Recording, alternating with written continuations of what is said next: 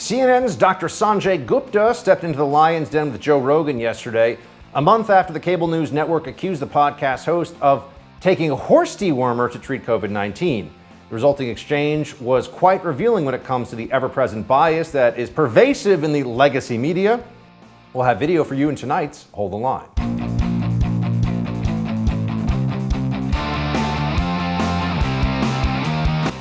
Welcome to Hold the Line. I'm Buck Sexton. So CNN pretends that it's a news network. It's not. It's a propaganda channel, but they pretend to still do objective, honest, unbiased journalism, and their audience, I suppose, either is in on the joke or is too silly and too foolish to know that it's one big giant lie. Maybe they just don't care. It's all the same to them.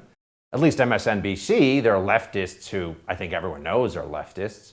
But anyway, Dr. Sanjay Gupta is the chief medical correspondent over at CNN, and he was, to his credit, willing to go and have a conversation with Joe Rogan on his massive podcast platform.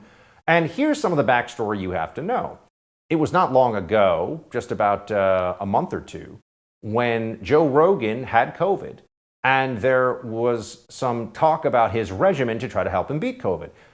There were a number of things that he was doing, I believe taking vitamin C, vitamin D, and ivermectin, a very effective antimicrobial that has been used to treat people so that they don't get river blindness, among other parasitic infections all over the world, that Rogan was taking it because there had been some in vitro action shown in a lab setting of antiviral properties for the ivermectin drug that might be helpful against COVID-19. Full disclosure, when I had COVID-19, my doctor prescribed ivermectin if I wanted to take it. He said, you can, it's worth a shot, it won't hurt you.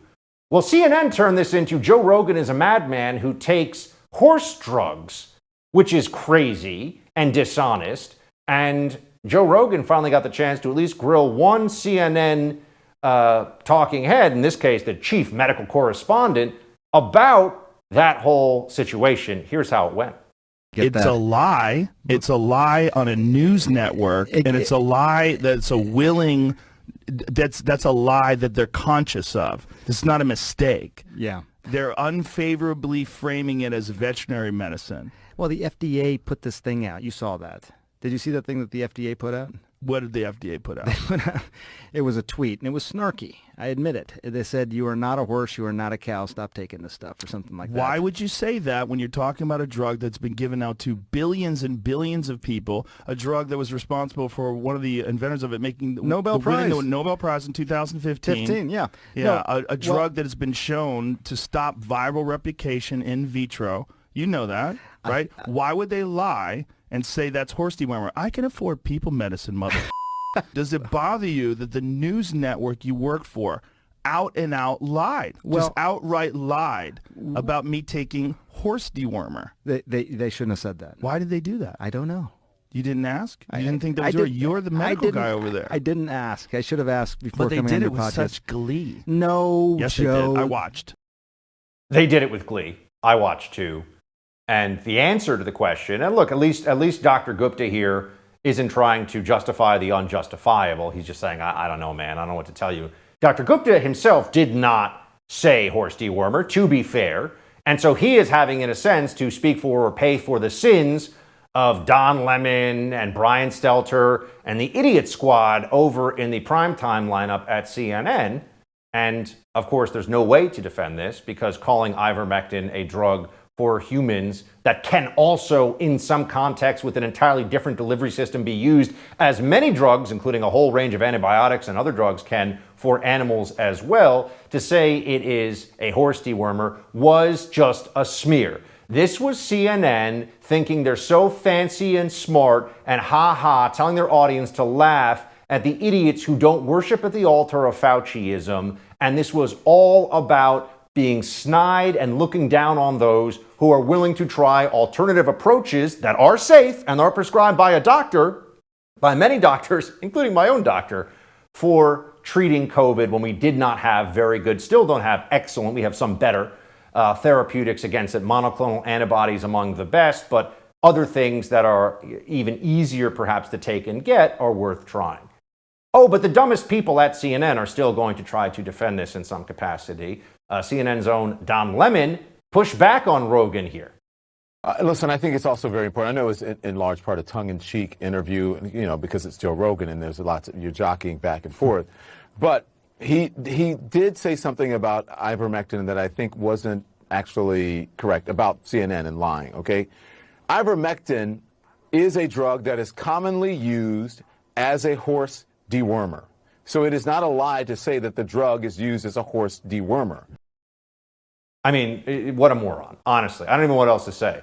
It is much more commonly used for human beings to take for legitimate medical purpose, for which the discovery of this drug got the guy who originated it a Nobel Prize in science for humans, not for animals. So why do they call it a horse dewormer? Because they were being snide, childish morons at CNN. That's the reality. This is a reminder, friends, so much of the legacy corporate media is full of imbeciles who are pushing a political agenda. They're propagandists posing to you as though they care about the truth, when in reality their entire job description, if they were being honest about it, is to try to contort the truth to fit a preferred narrative. There's another example of this, Katie Couric, perhaps one of the most wildly overrated and overpaid mediocrities in the history of news media. She, in her recent book, where she's just taking shots at everybody and anyone who's ever crossed her, because she's also reputedly a nasty person, admits to editing out comments by Ruth Bader Ginsburg, the former Supreme Court Justice, made them about people who were kneeling in the sports world during the national anthem. Katie Couric has admitted to, quote, protecting Ruth Bader Ginsburg from public backlash by cutting out negative comments she made about people who kneeled during the national anthem. In her new memoir, Going There, Couric writes, she edited out a part where Ginsburg said that those who kneel during the national anthem are showing contempt for a government that has made it possible for their parents and grandparents to live a decent life. Yeah, that would be a powerful message for the most beloved left-wing Supreme Court justice perhaps in history to say to liberals all across the country that kneeling, while legal during the anthem, is disrespectful and shows a kind of ignorance of history that should not be celebrated. Yeah. Then The View's Sunny Hostin steps in to slam RBG for the comment she made that Katie Couric, the propagandist, cut out of the interview in her mind to protect the legacy of left-wing Supreme Court Justice RBG. The View is perhaps the dumbest show on television. Here is one of their hosts with her analysis. Honestly, if we're being honest about the justice, she never really was understanding of the intersectionality of women and blackness. She in her 13 years as a federal judge, she didn't hire one black clerk. This is something that had been discussed in black legal circles. She only hired one black Supreme Court clerk. And how many did she have? But let me say, over the years she had dozens. Oh, so RBG's a little racist, maybe? Is that what we're going for now? Now that she's gone, can't defend herself? The left is such a disgrace, but no surprise there. All right, documents recently acquired by Judicial Watch are shedding new light on the shooting of ASHLI BABBITT by a Capitol Hill police officer on January 6th of 2020. After the break, Judicial Watch President Tom Fitton is going to share those new details. Let's take a moment here and talk about one of the newest sponsors on Hold the Line, Fume. Fume is the #1 natural way to quit smoking and vaping. Fume is all about creating positive habits. And here's how simple they make it. Fume has created a natural inhaler that allows your body to receive the amazing benefits from some of the world's best super plants. It's a Canadian-made, handcrafted wooden inhaler with no electronics, and it makes quitting smoking easier. There's no smoke, no vape, no nicotine, and no harmful chemicals. Fume naturally helps with that pesky hand-to-mouth habit and reduces those nicotine and menthol cravings. This company's amazing. Fume also has other areas of support beyond just helping you quit smoking. Go to breathefume, that's spelled FUM.com/buck, and take their quiz to find out which super plants are best for you. And when you use code BUCK at checkout, you'll get 10% off. Breathe in the benefits of the world super plants today. Don't wait. It's time to quit smoking or vaping. Again, go to breathefume, FUM.com/buck. Judicial Watch President Tom Fitton is coming up next. Stay there.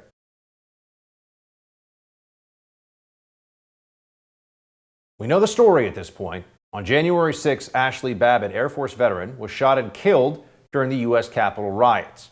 But new documents obtained by Judicial Watch through a Freedom of Information Act request shedding some light on the incident. In nearly 500 pages of documents, witnesses recount the events, stating that Babbitt was unarmed at the time of her death, and the officer who shot Babbitt was visibly upset after pulling the trigger. According to Judicial Watch President Tom Fitton, these previously secret records show there was no good reason to shoot and kill ASHLI Babbitt. The Biden-Garland Justice Department and the Pelosi Congress have much to answer for over the mishandling and cover-up of this scandalous killing of an American citizen by the U.S. Capitol Police. Tom Fitton, president of Judicial Watch, joins me now to break it all down. Tom, good to see you. Hey, thanks for having me on, Buck. So just please walk us through what these documents, hundreds of pages of documents about this shooting incident, which we were told ASHLI Babbitt was a threat, apparently. She was rioting, but that she was a threat to members of Congress. It never really seemed to be clear what the specific lethal force justification was, other than we were told it was justified somehow. What do these documents make clear? Well, there are a few things. That no one saw that she was armed. She obviously wasn't armed. They found a penknife in her pocket, which obviously has nothing to do with anything. As importantly, or even more importantly, the evidence strongly suggests that Captain Byrd, I think his title is, didn't issue any warnings to her. That she just was shot. Now, there's one witness who said he heard Byrd issue commands, but he didn't hear what he was saying. So, that really doesn't count for much. So you have this woman crawling through this space that she wasn't supposed to be in. There's no doubt about that. So the question is, were the rules followed in a way that where you are trying to de-escalate, or you take initial steps to prevent and to defend the space without resorting initially to deadly force? Not seeing there's any evidence that was taken. And they can pretend they did a serious investigation or a serious analysis of this, but given the way this Justice Department and prior Justice Departments have investigated and pursued other officer-involved shootings, and the way this Congress has pursued and highlighted officer-involved shootings, the secrecy, the stonewalling, the fact that we had to sue in court to get access to these records, and we still don't have all the records. There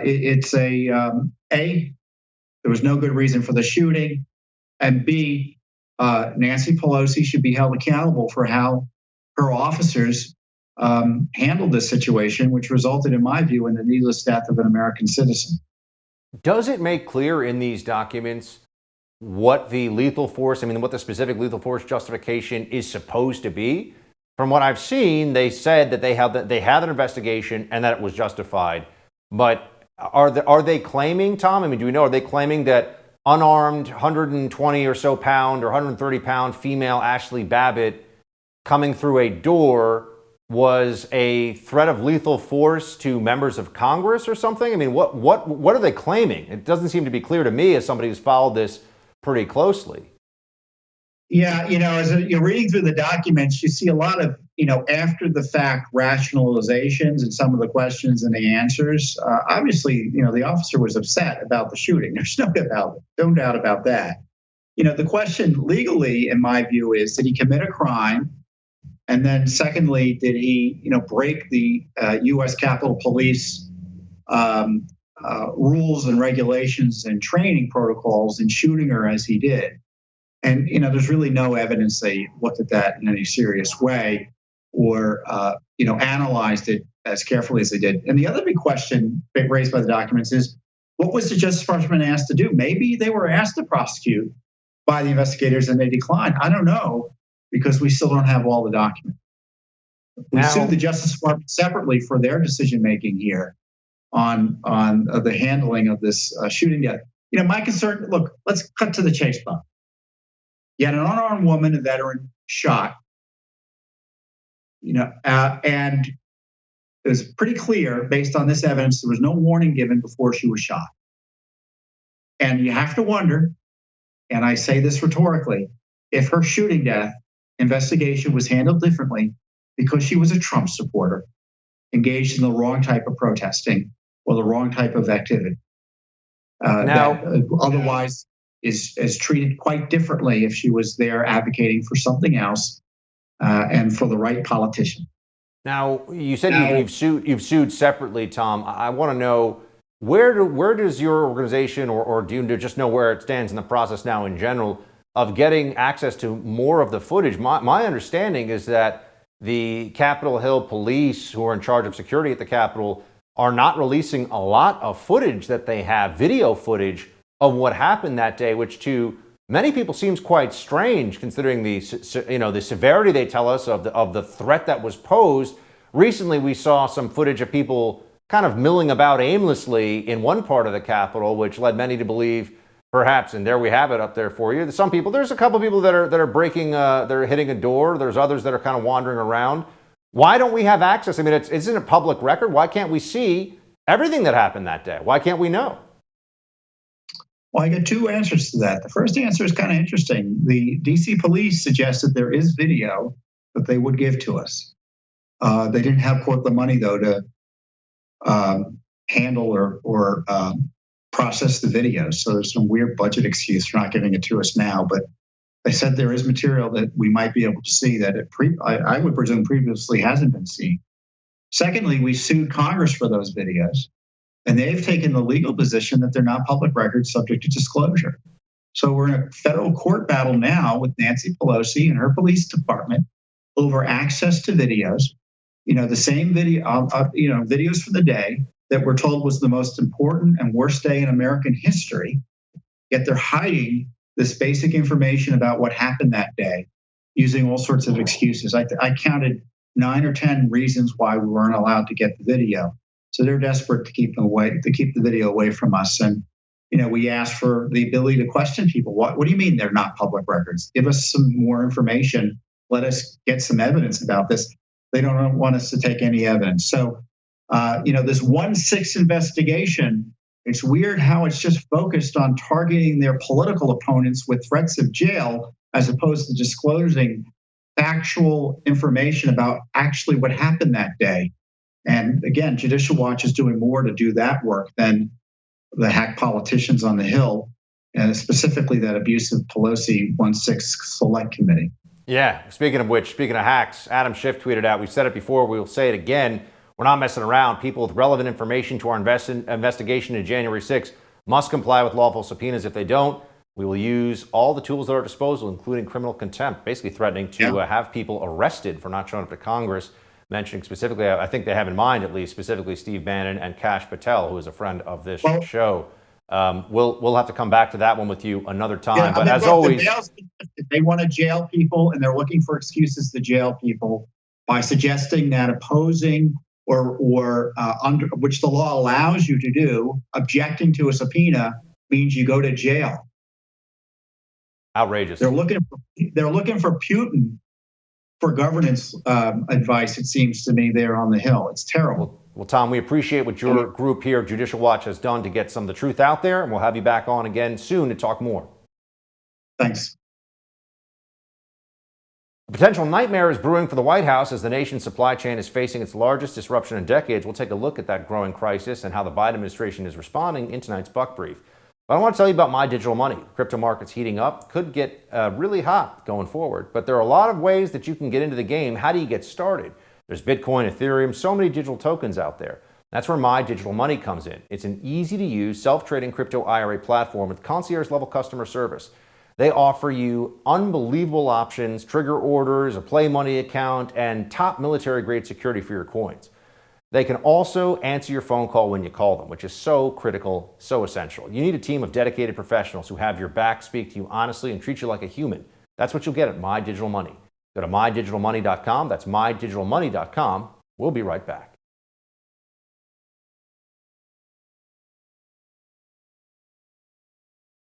President Biden faces a nightmare come Christmas time thanks to inflation and the overwhelming nightmare that is the supply crisis. Store shelves are vacant as U.S. ports struggle to unload deliveries. Some major retail stores are taking it as far as chartering their own ships. Just to add fuel to the fire, Biden's massive spending plans are going to make things a lot worse than they already are. Why? Because there's no sense of urgency for anything in this administration. Let's break it all down in tonight's Buck Brief.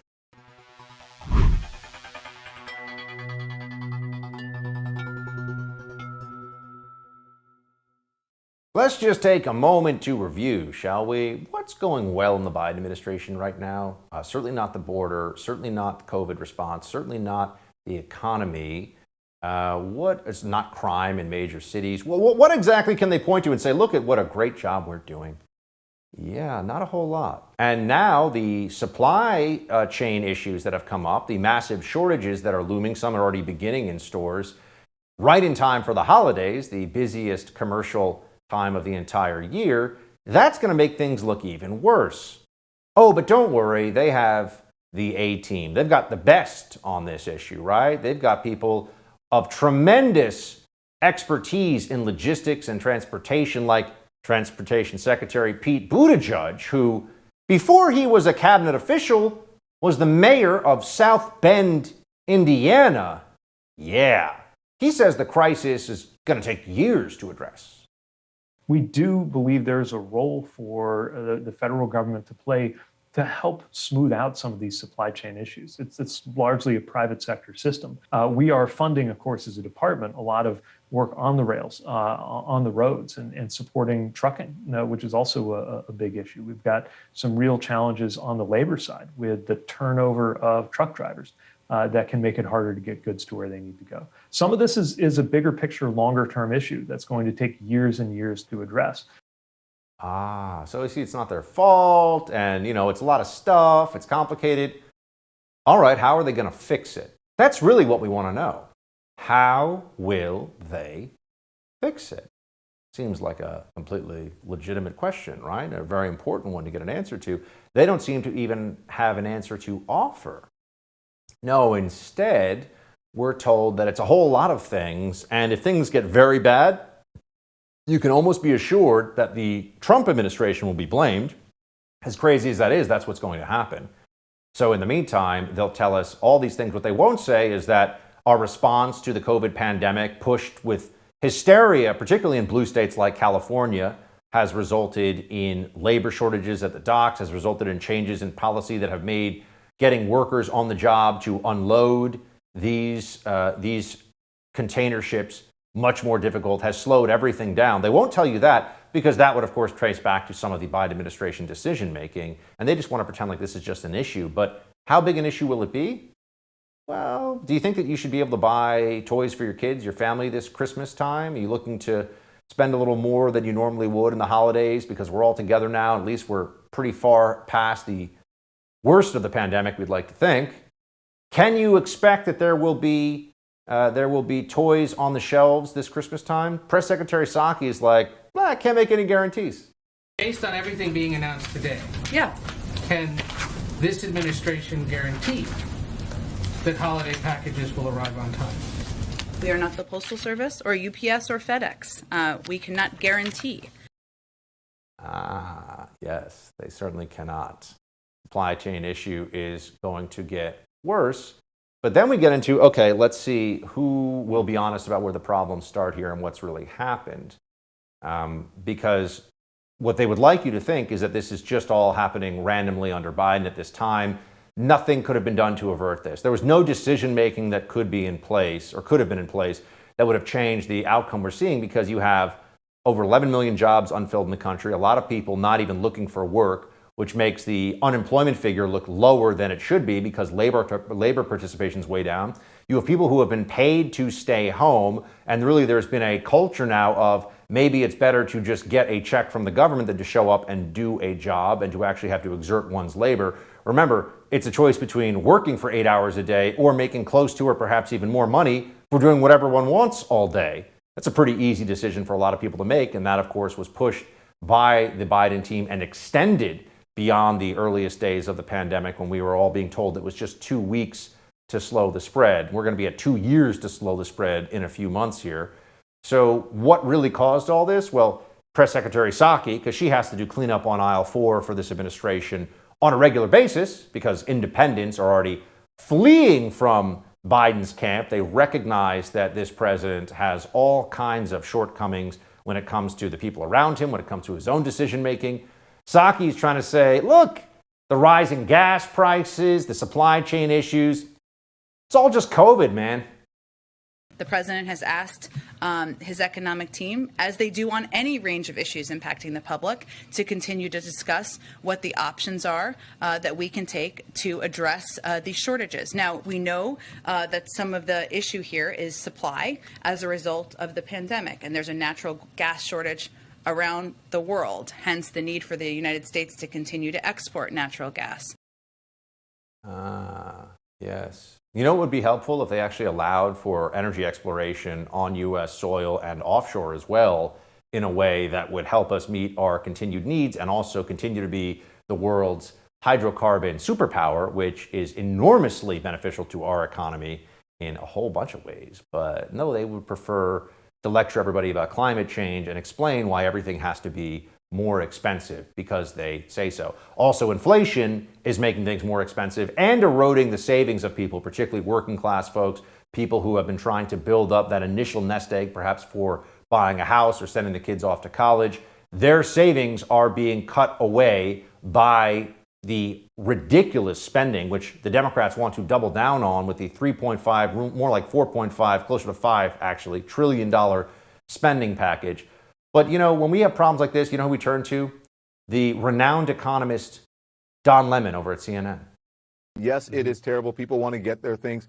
But it's also an indicator that the economy is doing well. People want to buy things and that it's backed up. So let's look at the part that, hey, the economy's great. People can buy things again. They're out and about. They want to buy gas. It's, you know, okay, fine. I know. I think that's a little spin. Well, it is spin. I'm just trying to make people feel good. Look, if you can't get, trust me, I understand all of it. But I'm saying sometimes you have to look at the bright side because it's getting better. Trust Don Lemon. He understands all of it.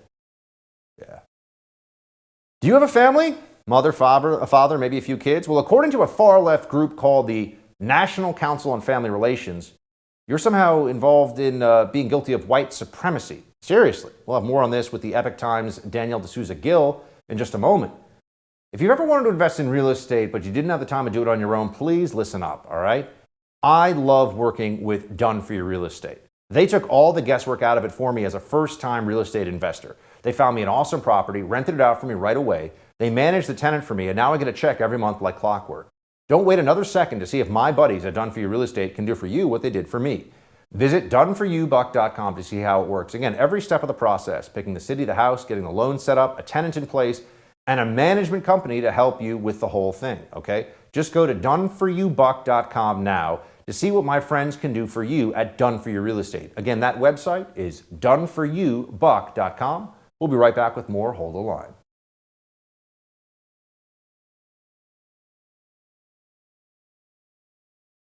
The left will find anything and everything to cancel or deem racist their latest victim, the nuclear family. Yep, a family consisting of father, mother, and children are now considered a, quote, extension of white supremacy.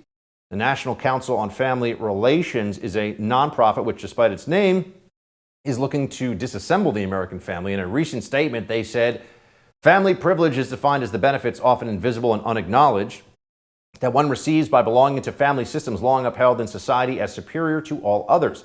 It serves to advantage certain family forms over others and is typically bestowed upon white traditional nuclear families. So if you have a mom and a dad, you now automatically fall under this category, a category they're deeming somehow racist? Right. Here with reaction, Danielle D'Souza, host of Counterculture with Danielle D'Souza. Gil, good to see you, Danielle. So good to see you, Buck. Thank you. So this seems crazy even by left-wing standards. What can you tell us about family privilege and why it ties into white supremacy or something like that? Absolutely. I mean, they're saying that these privileges are invisible. They're created by society somehow. The reality is that there is family privilege. And if a child is born into a two-parent home, they are much more likely to be successful. They're less likely to commit crimes. They're less likely to go to jail. So we actually want to encourage family values. We want to encourage children to be born to two parents. And I think what's so sad is the fact that the left is actually pushing Black families to not have this. And we've actually seen, just statistically, if we look back to the 1960s, that the illegitimacy rate for whites, for example, was about 5%. For Blacks, it was about 25%. But if we look to today, for whites, it's about 30%, and for Blacks, it's about 70%. So this has been detrimental to the Black family and also the white family, really just society at large. And we've seen this really harming families and society. So the fact that BLM has always been focused on dividing the family, they actually wrote this on their website before they deleted it, that their goal was to basically split up the family unit because it is kind of a threat to their goal of totalitarianism, of communism. They don't like family values. We've also got in the cancel culture bucket of issues, Netflix CEO under fire for not pulling the Chappelle special. Here you go. We know that a number of you have been left angry, disappointed, and hurt by our decision to put Dave Chappelle's latest special on Netflix. With The Closer, we understand the concern is not about offensive to some content, but titles which could increase real-world harm. While some employees disagree, we have a strong belief that content on screen doesn't directly translate to real-world harm. I mean, Danielle, this is once again the speech equals violence, or I should say, speech that the left does not like equals violence, means it is actual violence. It is the same as violence because it translates to violence in the real world. This just seems like a giant excuse for the most onerous and aggressive censorship. Absolutely. I mean, when it's the speech that they don't like, they say, oh, no, speech absolutely translates to violence. But in this case, because this Netflix CEO is talking about a special on his platform that makes him money, he's like, oh, no, this actually really doesn't affect anything in the real world. So, of course, these leftists in Hollywood, they love to virtue signal, act like this when it doesn't apply to them. But when it starts to hurt their own pocket and it goes to their own platform, of course, they then have to back down. So I think that the fact that the left is fighting about this is actually a great thing because maybe the left can start actually following their own principles. Here is one TikToker, I suppose, of some substantial following because it got onto conservative radar, a trans TikToker, saying what the argument really is in the left here, that Dave Chappelle makes jokes, that's going to get trans people killed.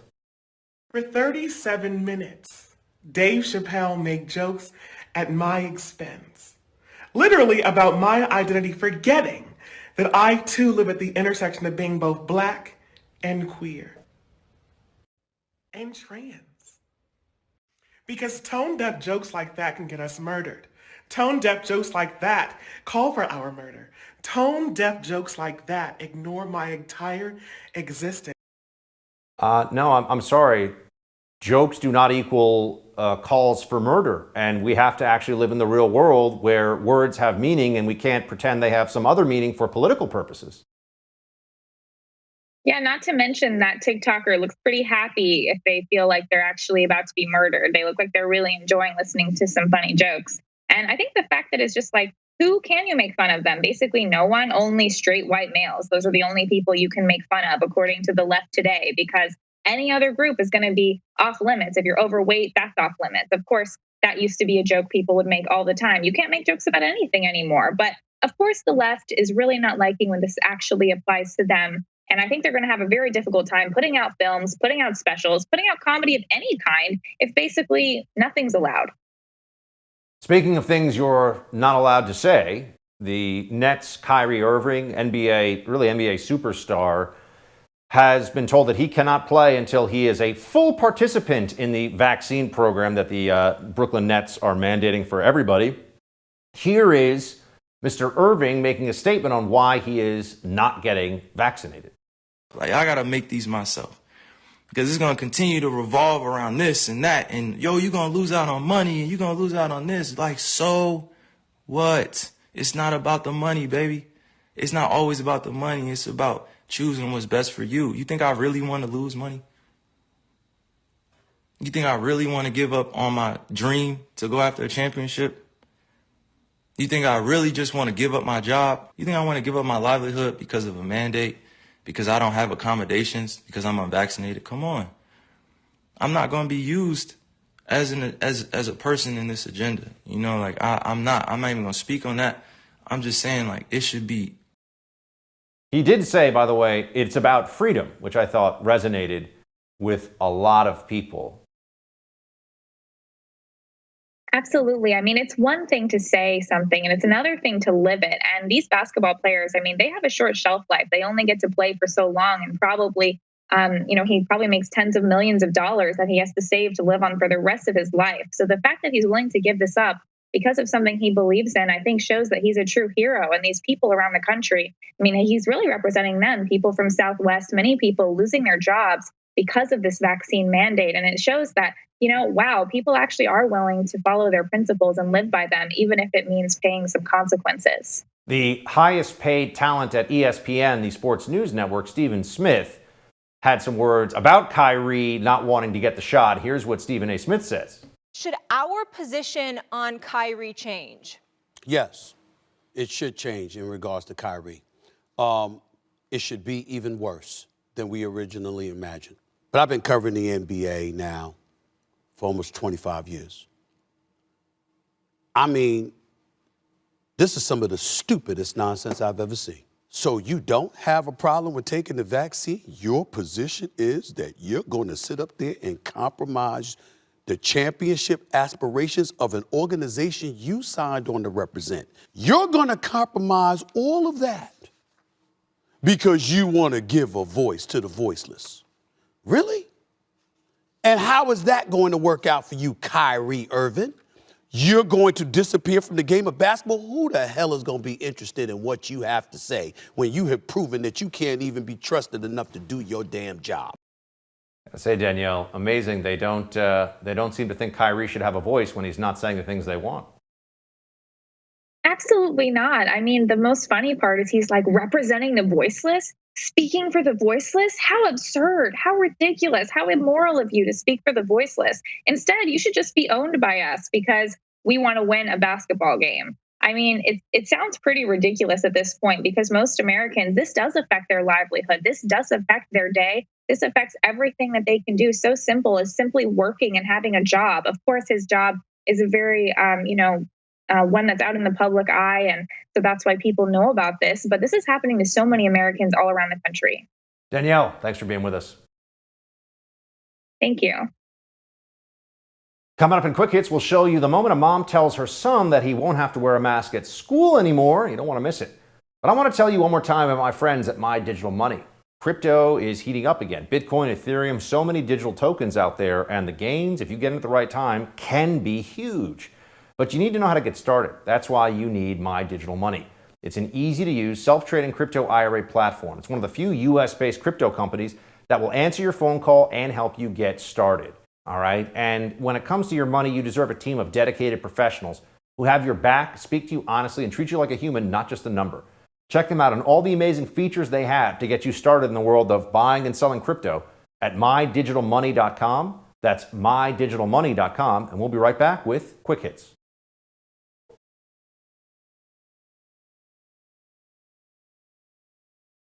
Jen Psaki dodges questions about Hunter Biden's high-priced finger painting, and sunbathing in Australia is now considered an offense because it's not an essential reason to be outside. It is time for Quick Hits. Let's get through them together, friends. Here we go.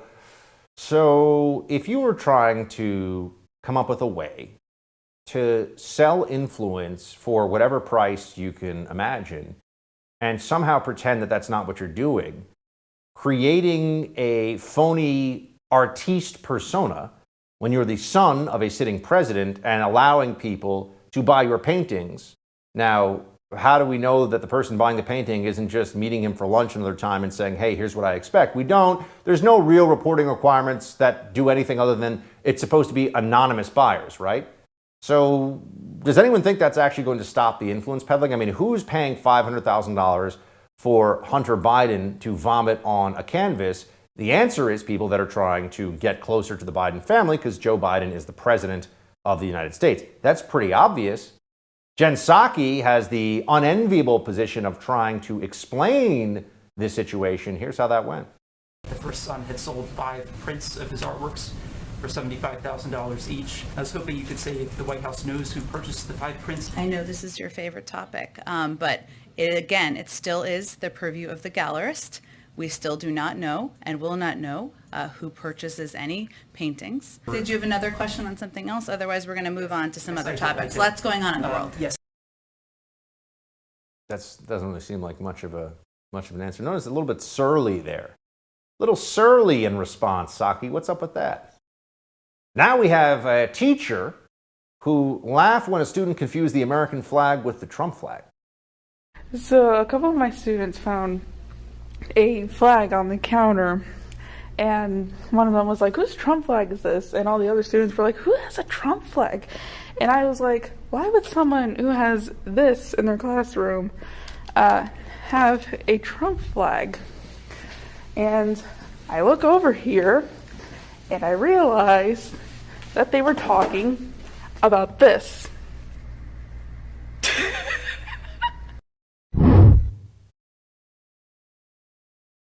You see, because students seeing Trump and Trump rallies would see a lot of American flags, it's actually not that strange. It's not a big surprise how they could be in a position where they would think an American flag was a Trump flag. A lot of American flags at Trump rallies, right? A lot of people who support President Trump prominently display the American flag.